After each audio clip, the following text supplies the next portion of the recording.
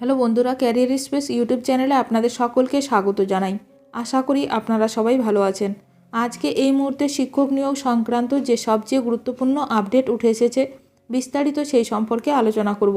তাই ভিডিওটি অবশ্যই শেষ পর্যন্ত দেখবেন নিয়োগ সংক্রান্ত অনেক নতুন নতুন আপডেট পাওয়ার জন্য।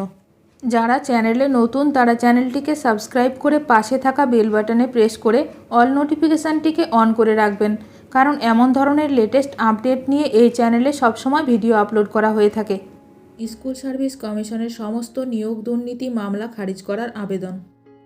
স্কুল সার্ভিস কমিশনের সমস্ত মামলা খারিজ করা হোক, বিচারপতি দেবাংশু বসাকের ডিভিশন বেঞ্চে আর্জি জানালেন বিতর্কিত চাকরি প্রাপকদের আইনজীবী কল্যাণ বন্দ্যোপাধ্যায়।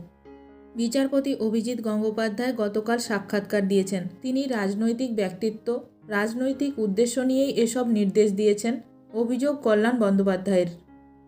অভিজিৎ গঙ্গোপাধ্যায়কে এক হাত নিয়ে কল্যাণ গঙ্গোপাধ্যায় বলেন, আমি প্রথম থেকে বলেছি বিচারপতি অভিজিৎ গঙ্গোপাধ্যায় রাজনৈতিক উদ্দেশ্য নিয়ে বিচার করছেন। আজ সেটাই প্রমাণ হয়ে গেল। এর আগে শুভেন্দু রাজীবরা যখন বিজেপিতে যায়, আমি 8 মাস আগে বলে দিয়েছিলাম।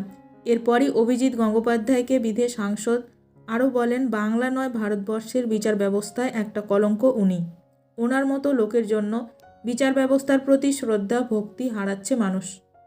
কল্যাণ বন্দ্যোপাধ্যায় সিঙ্গেল বেঞ্চে বিচারপতি অভিজিৎ গঙ্গোপাধ্যায়ের এজলাসে করা সমস্ত মামলা খারিজ করার কথা বলেন বিচারপতি দেবাংশু বসাকের বেঞ্চে।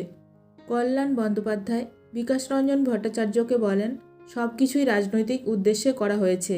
সময় এলে সব খাপ খুলব তোমার ও তোমার বিচারপতির। আমরা আদালতের মর্যাদা নষ্ট করিনি।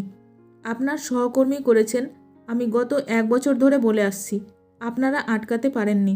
তিনি সাক্ষাৎকার দিয়েছেন। বিচারপতি অভিজিৎ গঙ্গোপাধ্যায় সিবিআই এবং ইডি এর সঙ্গে সবাই মিলে আদালতের মর্যাদা নষ্ট করেছেন।